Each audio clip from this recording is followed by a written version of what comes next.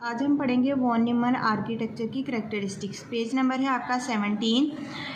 Following are the key characteristic. इसकी जो main characteristics हैं वॉन न्यूमन कंप्यूटर आर्किटेक्चर की, वो है 3 जो कि आज हम पढ़ने लगे हैं। फर्स्ट है इसमें सिंगल मेमोरी स्टोर, मतलब कि एक ही मेमोरी में जो डाटा स्टोर होता है। सिंगल का मतलब होता है एक। बोथ प्रोग्राम का इंस्ट्रक्शंस, मतलब कि जो दोनों program instructions and data, program की जो इंस्ट्रक्शंस हैं, हदायत हैं, वो भी और डाटा भी are stored in the same memory space, एक ही मेमोरी में स्टोर होती हैं, तो उसे हम क्या कहते हैं, single memory store. For example in a computer game, मिसाल के तौर पर इन अ कंप्यूटर गेम में both the game code and the data, जो गेम का कोड होता है और जो उसका डाटा होता है, डाटा में क्या आता है, like the scores and the player position. क्या उसके डाटा में क्या आएगा, स्कोर आएगा और प्लेयर की पोजीशंस आएंगी। वो दोनों चीज़ें किसमें, एक ही रैम में स्टोर होंगी, तो उसे हम क्या कहेंगे, सिंगल मेमोरी स्टोर। नेक्स्ट हमारा स्टेप है sequential execution.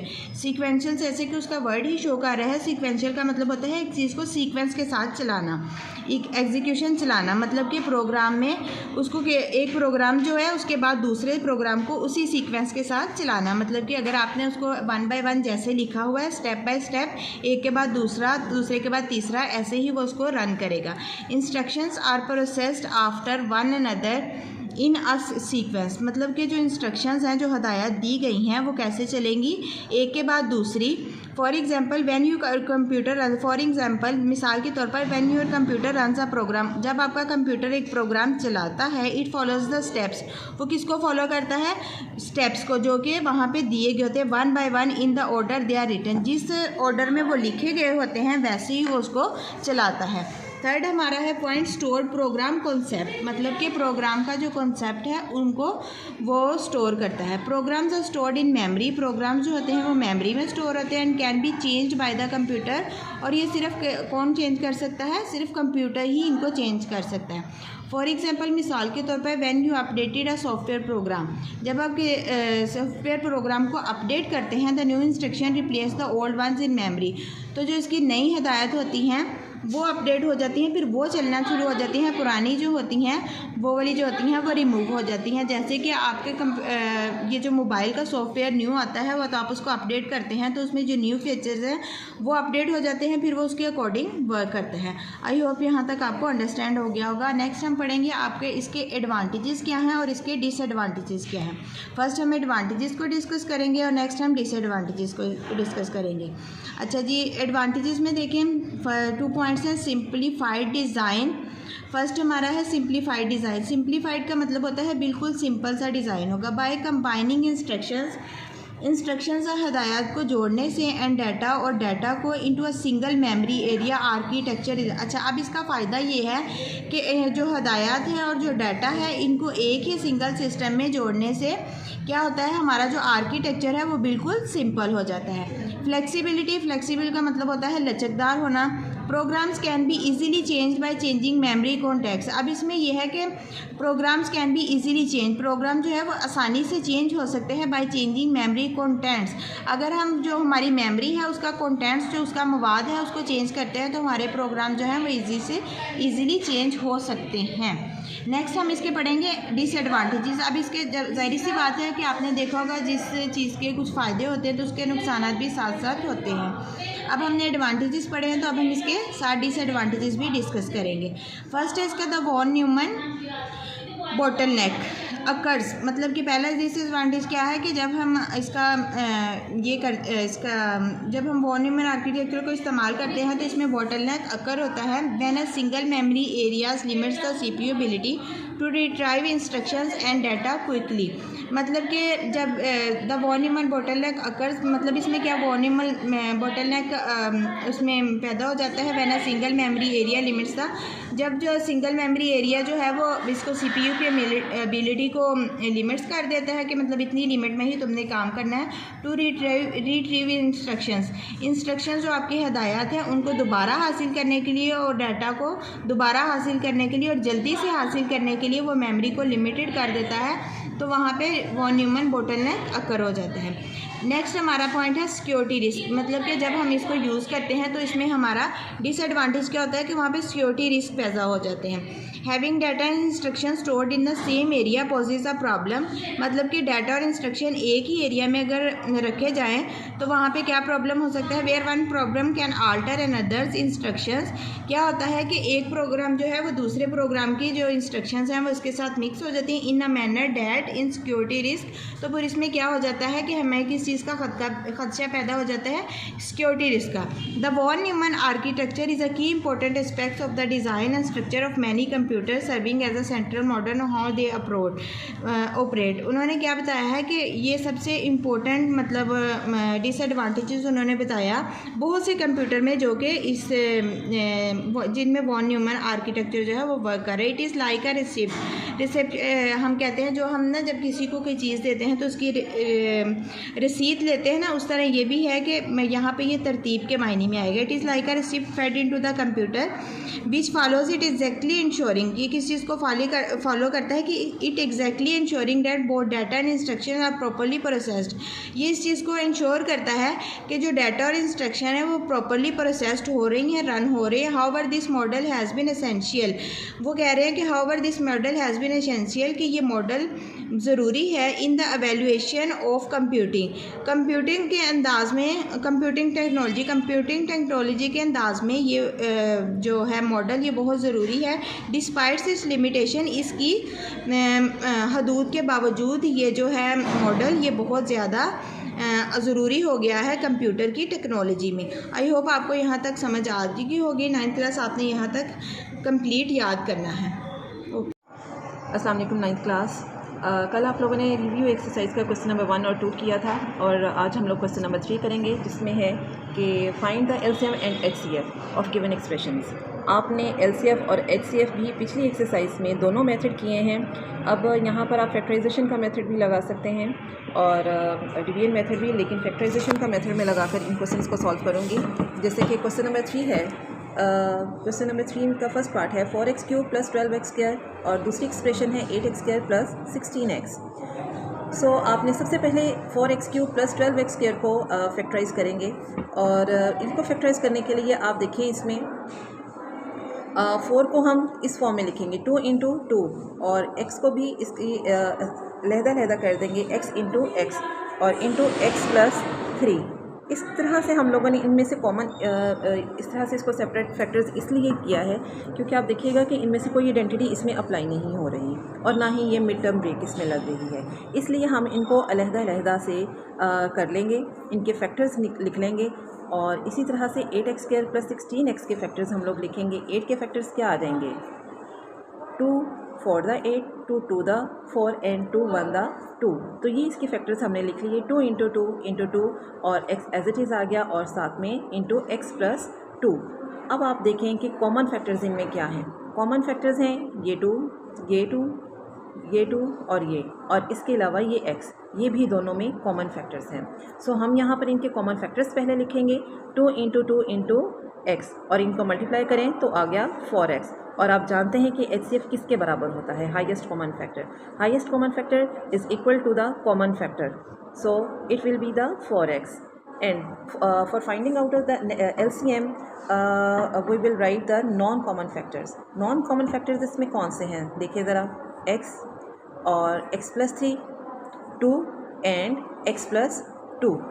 So non common factors में आ जाएगा 2 × x × x + 2 × x + 3। इनको मल्टीप्लाई करें, इस फॉर्म में लिख दें और फिर LCM किसके बराबर है, common factor multiplied by non common factors, यानी कि कॉमन फैक्टर्स हैं 4x और ये नॉन कॉमन फैक्टर्स, इनको मल्टीप्लाई करें 4 to the 8, 8x² × x + 2 × x + 3।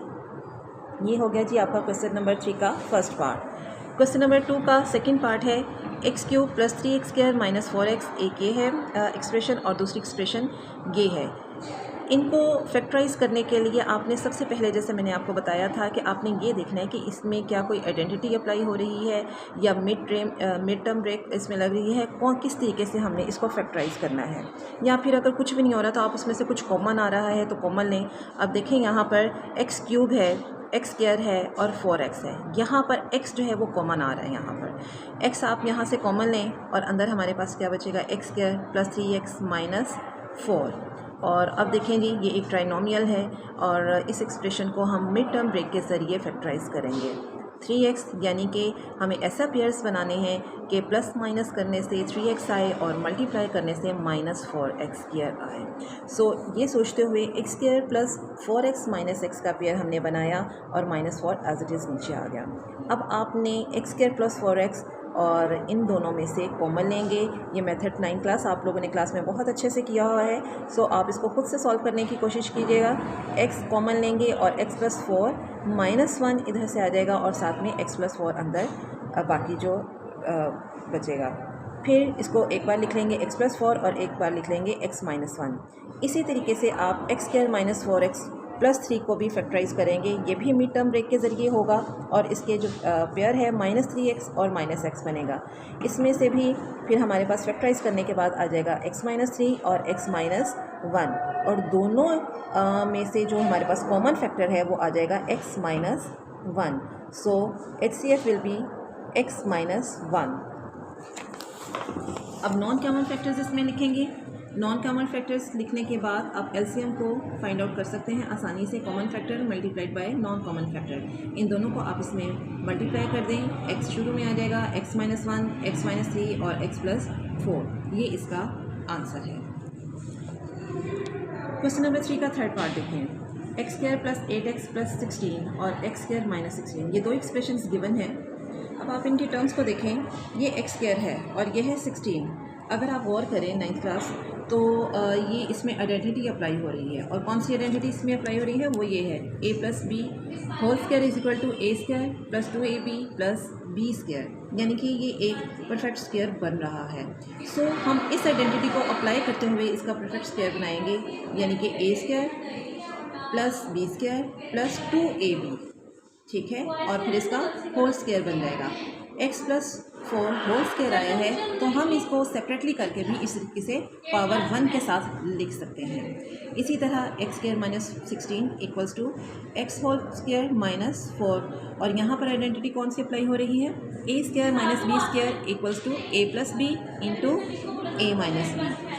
और इसको हम लिख देंगे फिर जी एक बार प्लस के साथ और एक बार माइनस के साथ। और यहाँ पर से भी कॉमन फैक्टर इसके आ जाएंगे x प्लस 4 जो कि है HCF और HCF भी आ जाएगा x प्लस 4 और नॉन कॉमन फैक्टर भी आ जाएंगे, लिख लेंगे x plus 4 into x minus 4। और LCM जो है कॉमन फैक्टर और नॉन कॉमन फैक्टर्स को मल्टीप्लाई करने के बाद हमारे पास LCM जो है वो फाइंड आउट हो जाएगा। देखिए कॉमन फैक्टर में है x प्लस 4 और नॉन कॉमन फैक्टर में भी एक बार x प्लस 4 आ चुका है।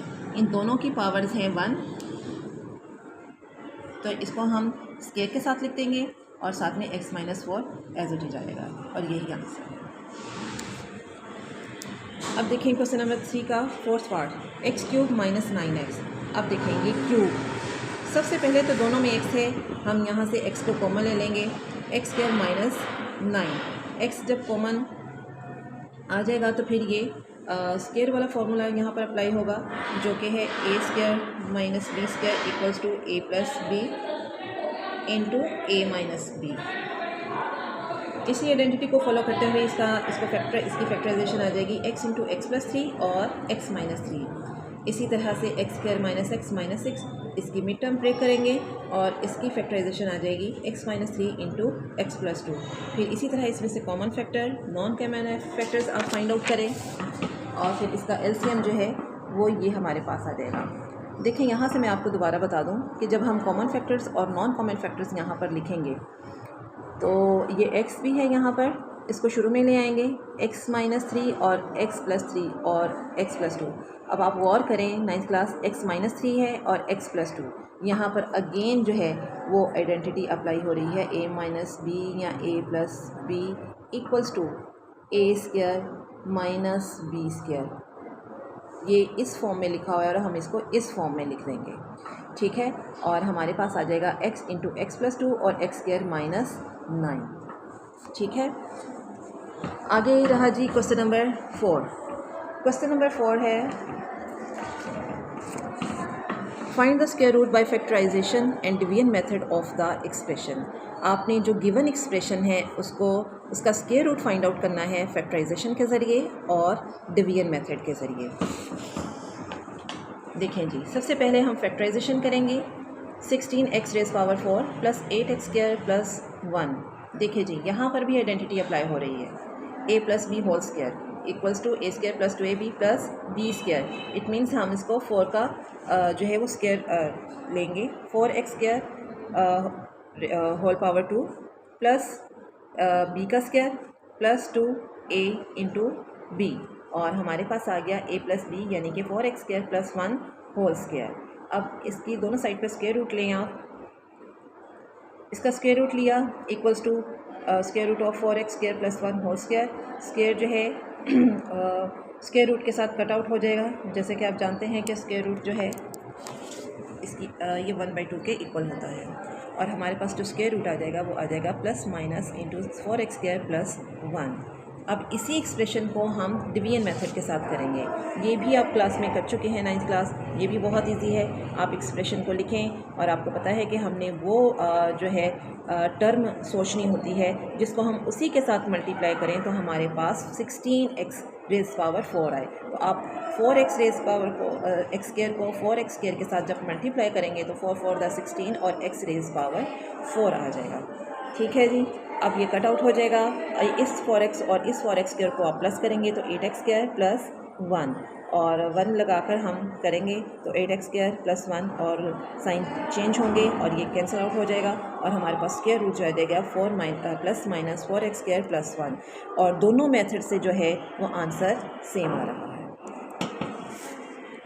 आगे है जी क्वेश्चन नंबर 5।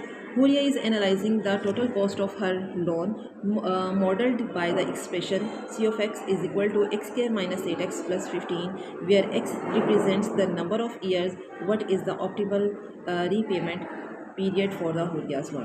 यानी कि हुरिया ने लोन लिया है और आपने उसकी टोटल कॉस्ट के बारे में बताना है, और ये भी बताना है कि जो एक्स है वो नंबर ऑफ़ ईयर्स को शो कर रहा है, और ये बताना है what is the optimal repayment period for Huriya's loan, यानी कि उसने ज़्यादा से ज़्यादा अदायगी कितने वक्त में की है। सो वो हमने बतानी है। इसके लिए आप करेंगे सी ऑफ एक्स लिखा हुआ है, C of X is equal to X square minus 8x plus 15। यहाँ पर इसकी आप मिड टर्म ब्रेक करेंगी और फिर इनके पेयर्स बनाएंगी, x into x minus 5 minus 3 x minus 5, और यहाँ पर x माइनस 5 और x माइनस 3। सो ये जो फैक्टराइज्ड फॉर्म आ गई है, this factorised form shows that the cost of loan is 0 at x is equal to 5 and x is equal to 3, यानी कि उसकी टोटल ऑप्टिमल रिपेमेंट पीरियड जो है वो 5 साल या फिर 3 साल होगी।